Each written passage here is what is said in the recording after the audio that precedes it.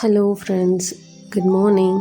இன்றைக்கி டே 4:30 ஸ்டார்ட் ஆகிடுச்சு. ஸோ நான் ஃப்ரெஷ் ஆகிட்டு வாசல்லாம் கூட்டிகிட்டு அண்டு கோலம் போடுறதுக்கு டைம் ஆல்மோஸ்ட் 30 to 40 minutes ஆகிடுச்சு. ஸ்லோவாக தான் பண்ணிகிட்ருக்கேன். ஸோ அந்தளவுக்கு ஃபர்ஸ்ட் மாதிரிலாம் நம்மளால வேக வேகமாக எதுவுமே பண்ண முடியல. பொறுமையாக பண்ணிவிட்டு அதுக்கப்புறம் பூஜை வேலையெல்லாம் ஸ்டார்ட் பண்ணிக்கலாம். ஆல்மோஸ்ட் இன்றைக்கி டே 6. ஆனால் இது நேற்றோட வீடியோ.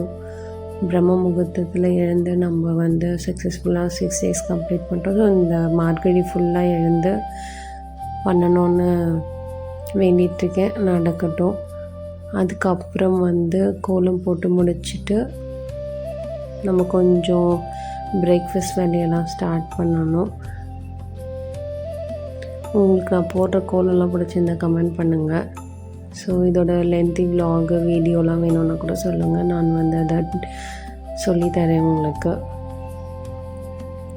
ஆல்மோஸ்ட் கொஞ்சம் சன் வர ஆரம்பிச்சிச்சு, வெளிச்சமாக இருக்குது. நானும் சாமி கும்பிட்டு என்னுடைய பிரேக்ஃபாஸ்ட் வேலையை ஸ்டார்ட் பண்ணுறேன். ஸோ மார்னிங் ஒரு கப் ஆஃப் மில்க் மட்டும் எடுத்துக்கிட்டேன். ஏன்னா என்ன நைட்டு ஃபுல்லாக ஃபாஸ்டிங் மாதிரி இருக்குல்ல. ஸோ காலையிலேருந்து கண்டினியூவாக என்னால் பண்ண முடியாது, ரொம்ப பசிக்கும். அதுக்கப்புறம் மாவெல்லாம் பிசைஞ்சு எடுத்து வச்சாச்சு. டோ நல்லா டைட்டாக பிசைச்சிக்கோங்க. இந்த டோ நான் பூரிக்காக பிசைஞ்சிருக்கேன். நம்ம யூஸ்வலாக சப்பாத்திக்கு அந்தளவுக்கு ஹார்டாக பிசைய மாட்டோம். இதுக்கு கொஞ்சம் டைட்டாக பிசைஞ்சால் நம்மளுக்கு நல்லாயிருக்கும்.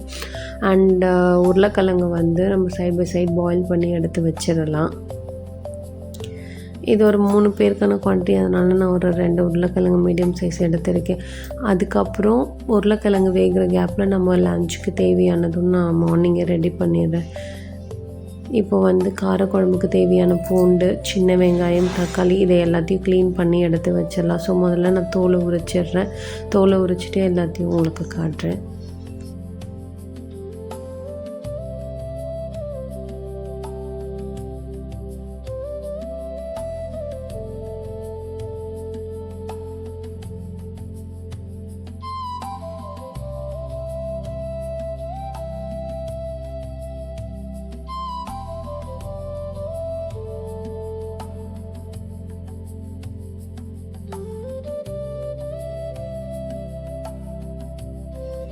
குழம்பு ரெடி பண்ண ஸ்டார்ட் பண்ணியாச்சு. இப்போ நான் காரக்குழம்பு சட்டியில் தான் பண்ண போகிறேன். அதுக்கு கடலை எண்ணெய் ஒரு 2 டேபிள் ஸ்பூன் அளவுக்கு எடுத்துக்கோங்க. அதுக்கு தேவையான கடுகு, இல்லைன்னா நீங்கள் வடகம் இருந்தால் வடகம் கூட ஆட் பண்ணிக்கலாம், நல்லா வாசனையாக இருக்கும்.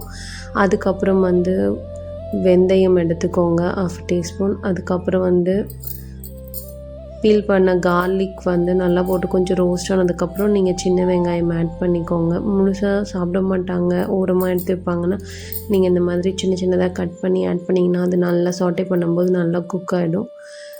அதுக்கப்புறம் நம்ம யூஸ்வலாக பண்ணுற மெத்தடில் தான் பண்ணோம். ஆனால் சில பேர் வெறும் ரெட் சில்லி பவுடர் ஆட் பண்ணுவீங்க. ஆனால் நம்ம வீட்டில் அரைச்ச குழம்பு மிளகாத்தூள் தான் ஆட் பண்ணுவோம். அது நல்லா டேஸ்ட் கொடுக்கும். அதில் நிறைய இன்க்ரீடியன்ட்ஸ் ஆட் பண்ணுறதுனால ஹெல்த்துக்கும் நல்லது. அதுக்கப்புறம் குழம்பு நல்லா திக்கானதுக்கப்புறம் நம்ம இதை இறக்கிடலாம். நான் சைட் பை சைடு உருளைக்கிழங்கு மசாலா ரெடி பண்ணிகிட்ருக்கேன். இப்போ பாயில் பண்ண உருளைக்கிழங்கு கட் பண்ணி எடுத்து வச்சுக்கலாம். நம்ம ரொம்ப வேக வச்சிட்டோம்னா அது ரொம்ப மசிஞ்சு குழஞ்சி போயிடும், இருக்கிற இடமே தெரியாது. அதனால் கொஞ்சம் நல்லா நமக்கு அடிபட்டு சாப்பிட்ற அளவுக்கு வேக வச்சு எடுத்து கட் பண்ணி வச்சுக்கோங்க. அதுக்கப்புறம் அந்த கிரேவி ரெடி பண்ணதுக்கப்புறம் நம்ம உருளைக்கிழங்கு போட்டு மிக்ஸ் பண்ணிடலாம். நல்லா கொதித்ததுக்கப்புறம் குழம்பு அண்ட் லாஸ்ட்டில் கொஞ்சம் தக்காளி மட்டும் ஆட் பண்ணிக்கலாம். எனக்கு அந்த தக்காளி ஃப்ளேவர் பிடிக்கும். அதனால் நான் என்னுடைய கிழங்கு மசாலாவில் தக்காளி ஆட் பண்ணுவேன். லாஸ்ட்டில் கொரியாண்டர் போட்டுட்டு நம்ம இறக்கி வச்சிடலாம். ஸோ பூரிக்கான மசாலாவும் ரெடி. அதையும் எடுத்து வச்சுட்டு இப்போது பாவக்காய் மட்டும் நம்ம பொரியல் பண்ணி எடுத்து வச்சிட்டா ஆல்மோஸ்ட் எல்லா வேலையும் முடிஞ்சிருச்சு. பாவக்காய்க்கு தேவையான எண்ணெய், தாளிப்புலாம் கொடுத்துட்டு நம்ம பாகக்காயை உள்ளே போட்டு சாட்டே பண்ணிவிட்டு சால்ட்டு போட்டு தண்ணி கொஞ்சம் போட்டு வேக வச்சிடலாம். ஒரு 5 to 6 minutes நல்லா அது குக் ஆகிடும்.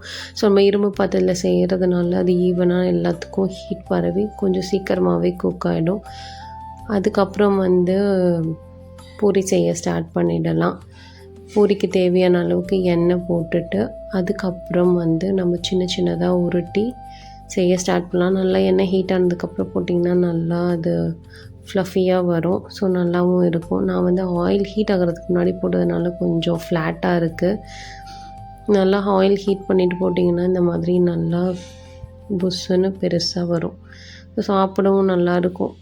அண்டு நிறைய பேர் வந்து தெரிஞ்சிருக்கும், பூரிக்கு மாவு பிசையும்போது ரவை யூஸ் பண்ணுவாங்க. ஸோ அது நல்ல ஒரு டெக்ஸ்சர் கொடுக்கும் பூரிக்கு. ரொம்ப முறுமுறுன்னு அப்பளம் மாதிரி இல்லாமல் கொஞ்சம் நம்ம பிச்சு சாப்பிட்ற மாதிரி இருக்கும், நல்லாயிருக்கும். ஸோ இவங்களும் பிரேக்ஃபாஸ்ட்க்கு வந்துட்டாங்க. நான் ரெடி பண்ணி கொடுத்துட்டேன் பூரி. அவங்க சாப்பிட்டுட்ருக்காங்க 2 பேரும். அண்டு லாஸ்ட்டு வந்து நான் செஞ்சதெல்லாம் உங்களுக்கு காட்டுறேன். ஃபஸ்ட்டு மார்னிங் பிரேக்ஃபாஸ்ட்க்கு பூரி, கிழங்கு, அண்டு மதியானத்துக்கு வந்து ரைஸு, காரக்குழம்பு, பொரியல் வந்து பாவக்காய் பண்ணியிருக்கேன். இன்றைக்கி